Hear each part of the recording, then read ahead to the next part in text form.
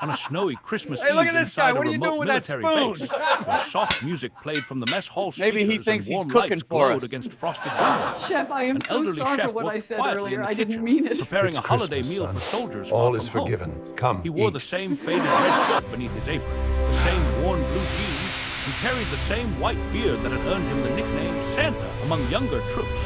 Though tonight, that name wasn't spoken with kindness. A group of soldiers on light duty, bored and restless, decided to entertain themselves by mocking the old man. They laughed at his slow movements, Thank you, joked about his gentlemen. shaking hands, teased him for working It alone on means the Christmas world to Eve, me. and mocked the small bronze medal pinned discreetly to his apron. They had no idea what that medal truly meant. They had no idea who he once was. And they had no idea that everything would change the moment a colonel stepped inside the mess hall, saw the medal, and froze. That Christmas Eve was about to become the most unforgettable night of their lives. Keep listening. And which city are you listening from? And if you enjoy the story, please subscribe for more. The old chef moved slowly but deliberately, chopping vegetables with practiced hands that had weathered more than kitchen work. Steam rose around him as pots simmered and ovens glowed warmly. The mess hall smelled of roasted turkey, cinnamon, and pine, an attempt to bring Christmas warmth to men stationed thousands of miles from home. He worked without complaint, humming softly to himself as snow tapped gently against the windows. But the silence shattered when a group of young soldiers burst through the swinging doors, laughing loudly. "There he is!" one shouted. "Santa Claus in an apron!" Another elbowed his friend. "Careful, don't scare him. He might drop his cane into the mashed potatoes." The others roared with laughter. The chef didn't respond. He simply continued stirring a pot, his expression calm, eyes tired but focused. One soldier grabbed a ladle from the counter and mimicked his slow movements. "Look at this," he said. "Is he stirring soup or performing CPR?" Another pointed at the medal on his apron, a small bronze piece with a ribbon faded by time. "Hey, old man, what's that for?" he asked mockingly. "Best Christmas cookies in the barracks." More laughter. The elderly chef placed the ladle down gently, as if afraid to disturb the piece he had fought hard to hold on to. He turned to them with a faint smile. "Merry Christmas, boys," he said softly. His kindness only fueled their cruelty.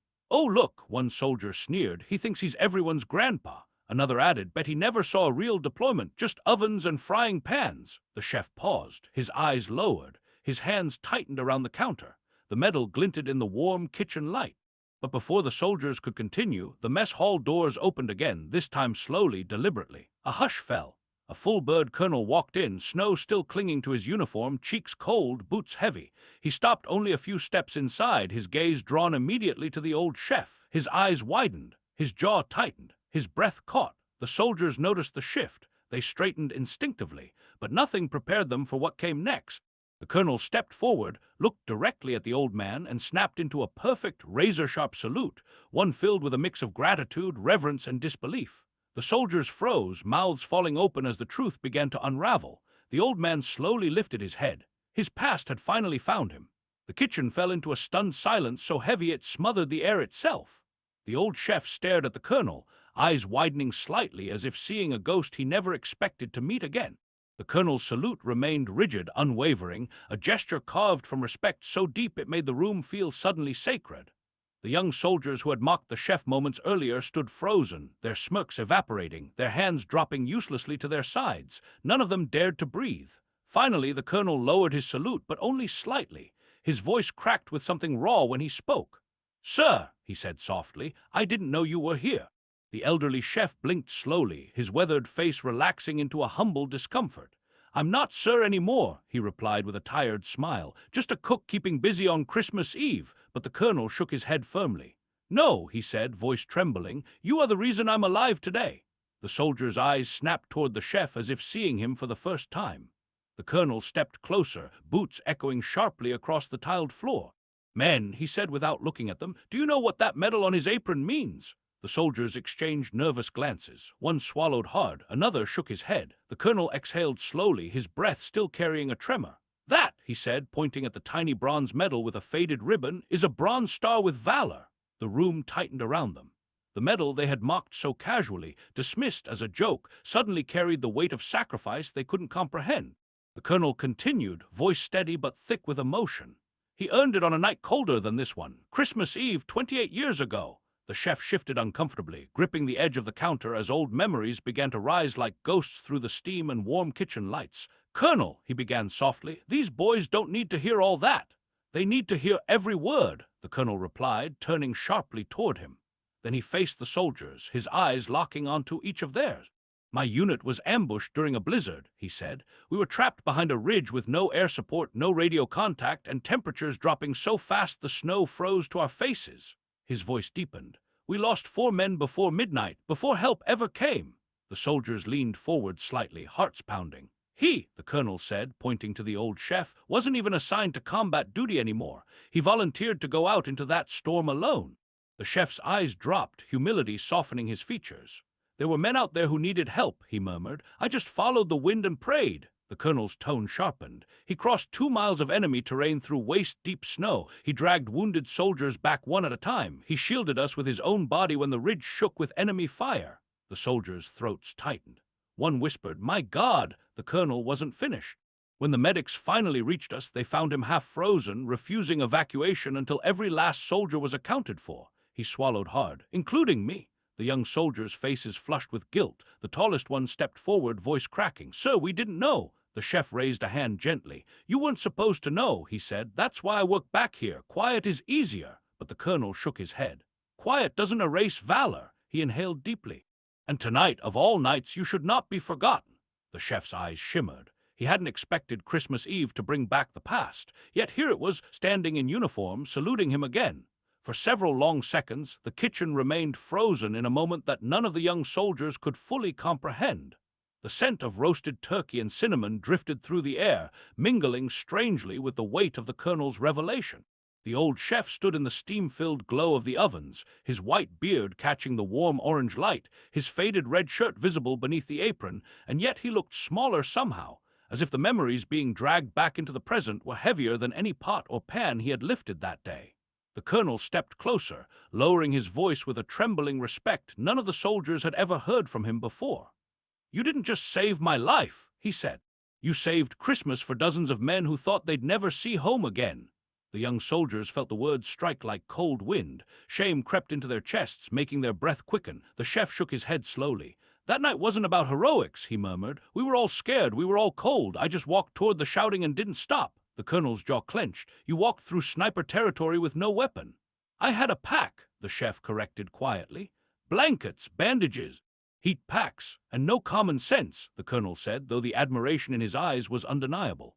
"No one expected a man nearing retirement to make it through that storm." The chef smiled faintly. "Retirement-'s overrated." The soldiers exchanged glances, unsure whether to laugh, cry, or simply collapse under the weight of their shame. One soldier stepped forward cautiously. "Sir, if you don't mind, what happened after you got them out?" The chef grew still. A deeper silence settled over the room. Closed his eyes briefly, steam drifting past his face as if carrying images only he could see. "We waited," he said softly. "Hours, frost creeping into our bones, but we kept a fire going. I told stories, mostly bad ones, to keep the boys awake." The colonel nodded slowly. "He wouldn't let anyone fall asleep, said it was Christmas, and if we were going to die, we'd die laughing." The chef's voice dropped. "But we didn't die. Reinforcements arrived." His hands tightened around the edge of the counter. "I lost a few good friends that night, but I saved as many as I could." A soldier swallowed hard, eyes burning. "Sir, we mocked you. We mocked that medal." The chef looked at the boy with gentle forgiveness. "You're young. Young men make mistakes. The important thing is whether you learn from them." The colonel stepped between them. "You will learn," he said firmly, turning toward the group, "because starting tonight you're going to help him prepare this Christmas Eve meal." The soldiers straightened, surprised. "Sir!" "You heard me," the colonel barked. "He has carried more weight than any of you ever have. Tonight you earn your meal by honoring him." The soldiers nodded rapidly, eager to redeem themselves, but the chef raised a hand. "Colonel, I don't need helpers. I've done this alone every year." "Not this year," the colonel said softly. "This year we honor you properly." The soldiers stepped forward, taking places around the kitchen. One grabbed bowls, another fetched trays, another began chopping vegetables beside the old man. The chef blinked slowly as the realization settled. He wasn't alone anymore, not this Christmas. The colonel placed a firm hand on his shoulder. "And after dinner," he said, "we have something special planned. Your story deserves to be told." The chef felt his throat tight. "A ceremony," he whispered. "A recognition," the colonel corrected, "from the men whose lives you shaped." For the first time in years, the old chef felt warmth that had nothing to do with the ovens. The mess hall transformed slowly as the soldiers worked alongside the old chef. their earlier arrogance melting away under the heat of the ovens and the weight of guilt that clung to them like steam. What began as a humiliation for the chef now felt like a redemption mission for the young men, each one desperate to prove through action what apologies could never fully express. The kitchen, once filled with laughter that mocked him, now echoed with the rhythm of knives chopping, trays sliding, and boots shuffling as the soldiers learned to follow his instructions. The old man moved between them quietly, correcting their mistakes with gentle patience, never raising his voice, never scolding, only guiding. His faded red shirt peeked from beneath his apron, his white beard warm from the oven heat, his steel-gray eyes soft as he watched the boys try so hard.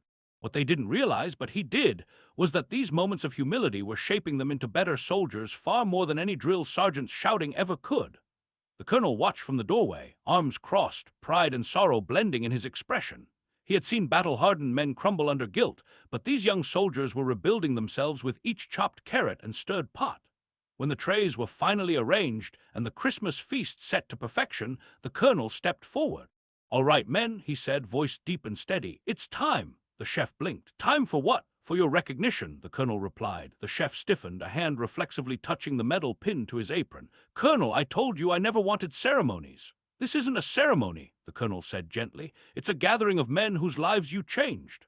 Before the chef could resist, the colonel guided him out of the kitchen, down the hallway lined with holiday garlands and glowing lights. As they approached the mess hall doors, the chef heard voices on the other side, deep voices, familiar voices, voices he had once spoken to through the howl of wind and blizzard and fear. The doors opened. The room fell silent. Inside, the hall was filled, not with young soldiers, but with older veterans, men in their 50s and 60s, some with canes, some with service caps, some with thick winter coats still dusted with snow. Their hair had grayed, their faces lined with age, but their eyes were the same. They were the eyes of the men he had carried through a frozen valley, the men he had kept alive on a night so cold the stars themselves seemed frozen. One veteran stood first, a tall man with a limp and weathered skin. His voice cracked as he whispered, "Is that him?" Another stepped forward, emotion trembling in his jaw. "I'd know that beard anywhere." A third wiped his eyes. "He's the one who tied my boot laces when my fingers were too frozen to move." Old Chef froze, breath catching as he stared at faces he never expected to see again. The colonel placed a steady hand on his back. "They came to thank you," he whispered. "All these years later." The chef shook his head in disbelief. "I didn't think anyone remembered." "We never forgot," the limp veteran said softly. "Not a single Christmas." The soldiers who had mocked him stood near the back wall, faces filled with awe and shame as the truth washed over them. They weren't in the presence of a cook. They weren't even in the presence of a hero. They were standing before the man who had shaped the stories these veterans told every Christmas for nearly 3 decades. And the room was only waiting for one final thing. The old chef stood frozen at the entrance of the mess hall, overwhelmed as dozens of veterans slowly rose from their seats, each one recognizing the man they never expected to see again. The warm glow of Christmas lights reflected off their tear-filled eyes, and the smell of the feast he helped prepare drifted around them like a reminder of how much time had passed. For years, these men had spoken of him as a legend, as a ghost who appeared on a frozen battlefield and vanished before dawn. Now, standing in his faded red shirt and worn blue jeans, he looked nothing like the unstoppable force they remembered, and yet in their eyes he was still the same man who had carried their hope through a night of horror. One veteran stepped forward, a man with a heavy limp and snow still clinging to his coat. His voice trembled as he spoke. "You carried me for 2 miles," he said. "I felt your heartbeat while mine was slowing down. I thought I'd never see Christmas again." The chef swallowed hard. "You were freezing," he murmured. "A man shouldn't die alone in the snow." Another veteran approached, wiping his eyes. "You gave me your last heat pack, remember that?" The old chef nodded slowly, his white beard trembling. "You needed it more than I did." One by one, the veterans stepped toward him, each with a memory, each with a life saved because he refused to leave them behind. The young soldiers who had mocked him earlier stood silent along the wall, shame carving deep lines into their expression. They watched as a man they had called weak, slow, and outdated was honored by warriors who owed him their lives. The colonel stepped to the center of the room, clearing his throat against the weight of emotion. "Gentlemen," he said loudly, "tonight we honor the man responsible for the Christmases we've had since that night. Many of us would not be here, would not have families, lives, or futures if not for him." A ripple of nods filled the room. The chef blinked rapidly, overwhelmed. The colonel turned toward him. "Sir, you refused recognition for decades, but these men deserve their chance to thank you." The chef shook his head slowly, voice cracking. "I never needed thanks, I just didn't want anyone left behind." The colonel stepped closer. "And tonight we won't leave you behind." He raised his hand in a crisp salute. Instantly, without hesitation, every veteran in the hall snapped into formation and mirrored the salute, standing tall despite old wounds and frozen memories. The chef stared at them, stunned, as a sea of hands rose in unity. Tears welled in his steel-gray eyes. His hand trembled as he slowly returned the salute, the gesture carrying decades of pain, pride, and silent service. For a long moment the room remained suspended in reverence, the only sound the crackling of holiday lights and distant winter wind. When the salute dropped, the youngest soldier, the one who had mocked the chef most, stepped forward. His voice shook. "Sir, we were wrong. We're sorry. Please forgive us." The chef placed a gentle hand on his shoulder. "Christmas is for forgiveness," he said softly. "But remember, respect doesn't come from rank. It comes from how you treat people." The young soldier nodded, tears burning his eyes. The colonel placed a plate of food in the chef's hands, guiding him toward the long table. "Tonight," he said, "you sit with us." As the veterans gathered around him, sharing stories, gratitude, and laughter softened by memory and snow outside, the old chef realized something he hadn't felt in years: belonging. This Christmas Eve, he wasn't forgotten. He wasn't alone. He was home.